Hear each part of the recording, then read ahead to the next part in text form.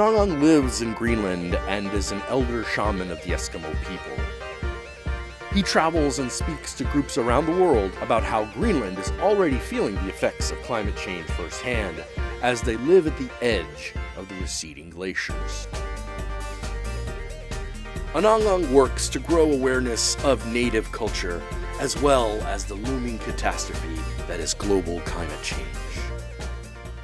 Thanks for accepting to do this interview. You had a presentation this morning. What was your presentation about? It's about climate change. I don't know if you knew that, but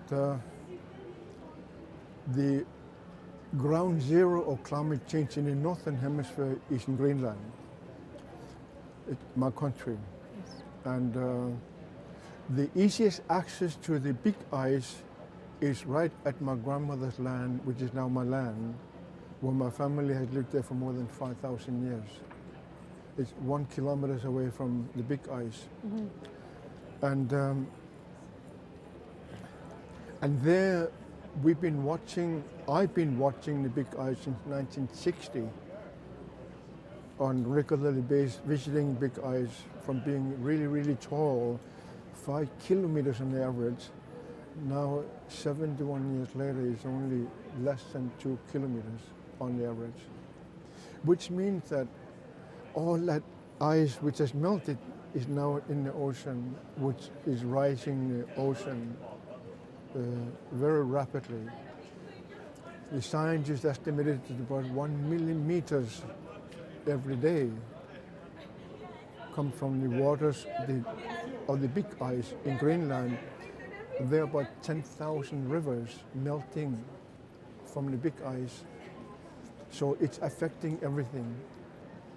And talking about the climate change, but what interests me most though is that as it's getting hotter in land of the Persia,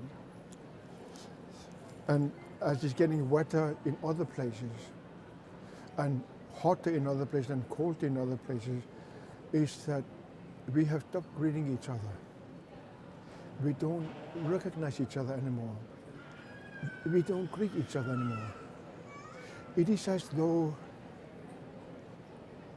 ice has grown between our hearts. If you walk downtown Toronto, it is as though you're walking alone. Nobody sees you. Nobody says, good morning, how's your family? Or what's your name? Where did you come from? We don't do that anymore.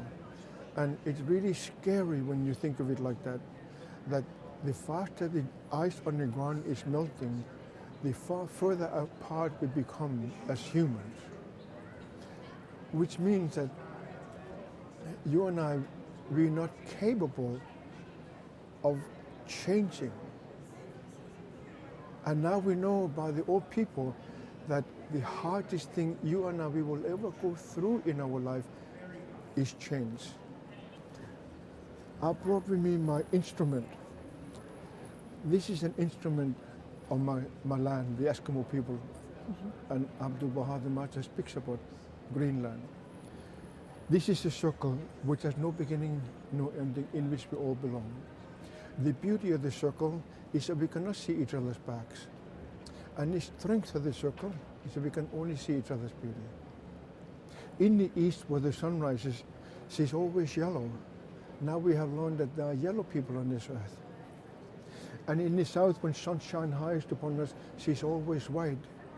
Now we have learned that there are white people on this earth. And in the west, where the sun sets, she's always red. Now we have learned that there are red people, and I'm one of them. And at night, in the north, it's always black. Now we have learned that there are actually black people on this earth. My grandmother says, this circle, which has no beginning, no ending, in which we all belong, in which we all belong. No matter what kind of belief you and I we have, no matter what creed we belong to, the tribes or languages or traditions, religions, spiritual beliefs, we all belong in the same circle. And without that concept, we will remain separated. And it is so interesting that you and I were in world parliaments of religions.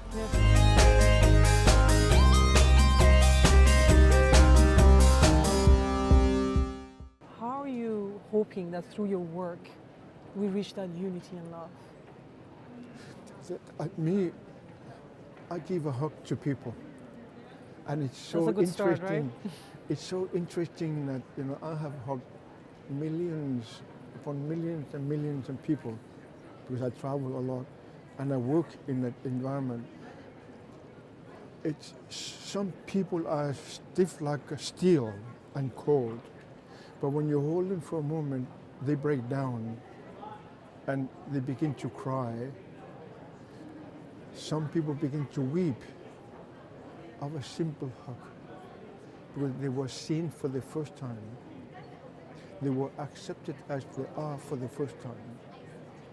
But at the end of the day, the bottom in our heart, we are good people. But because of indoctrination of ideas which has no reality in spiritual scriptures and writings, sacred writings, we don't like each other. And we treat each other differently.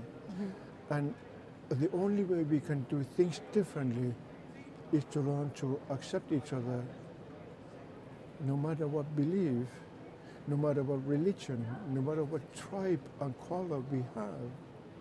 If we don't, the ice in our heart will grow and humankind will end up in a war. It makes me sad that people don't know how to listen. They don't know how to hear, because they listen here. But if they begin to listen here, it will change. But now it's too late. This big ice will melt in your lifetime. Catastrophe is on its way. Catastrophe you and I, we cannot even imagine. Do you have any specific example where through your work you saw change, like in another person or in a community where you felt that love? I know you brought an example that with hugging you can even see a single change in people. Was there anything else, anything that touched your heart? I had the privilege of being visited by Nelson Mandela. He wanted to meet the Eskimos, so Eskimo leader, so I met him. I spent an hour and a half with him, and he played my drum. He sang his grandmother's songs, two of them.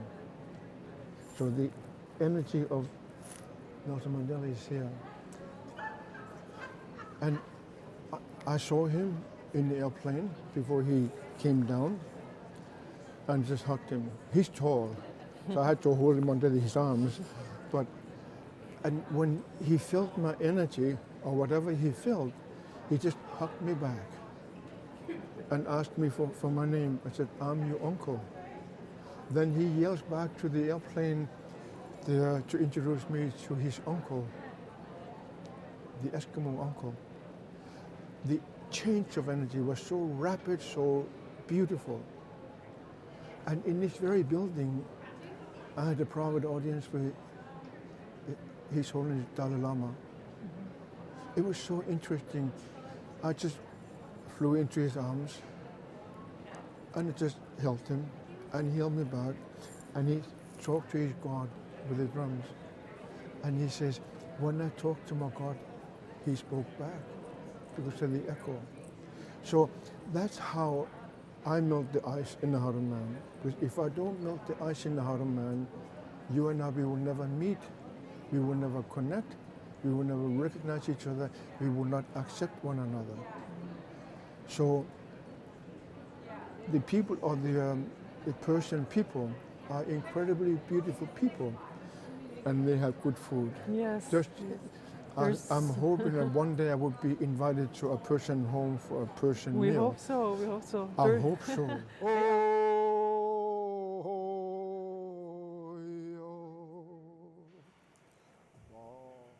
The Great One,